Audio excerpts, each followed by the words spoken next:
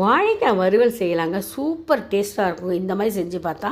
அதுக்கு முதல்ல வாழைக்காவை தோலை சீவிக்கோங்க. ரொம்ப தோலெல்லாம் சீவ வேண்டாம். மேலோடு இருக்கிற தோலை சீவிட்டு ரவுண்டாக நறுக்கி தண்ணியில் போட்டுட்டு தண்ணியை வடிகட்டி வச்சுடுங்க.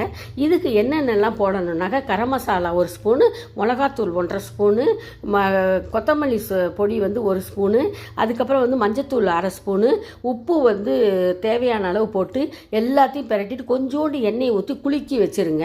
ஒரு 10 நிமிஷம் ஊறட்டும். மூடி போட்டு மூடி வச்சுருங்க. அதுக்கப்புறம் வானொலி அடுப்பில் வச்சு கொஞ்சம் எண்ணெய் கூடுதலாக விட்டுட்டு கடுகு உளுத்தம் தாளிச்சிட்டு இதை தூக்கி கொட்டி கொஞ்சம் பிரட்டி விட்டுட்டு சிம்மில் வச்சு மூடி வச்சுருங்க. கொஞ்சம் நேரம் கழித்து அப்புறம் திறந்து பார்த்து திரும்பி இது பண்ணலாம். இது ரொம்ப டேஸ்ட்டாக இருக்குங்க. எல்லா டிஷ்ஷுக்குமே இது சாம்பார் சாதம், ரசம் சாதம், தயிர் சாதம் எல்லா டிஷ்ஷுக்கும் காம்பினேஷன் சூப்பராக இருக்கும்.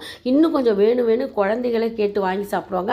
அந்த அளவுக்கு டேஸ்ட்டாக இருக்கும். இது எப்படி இருக்குன்னு செஞ்சு பாருங்கள். லைக் பண்ணுங்கள், கமெண்ட் பண்ணுங்கள், சப்ஸ்கிரைப் பண்ணுங்கள்.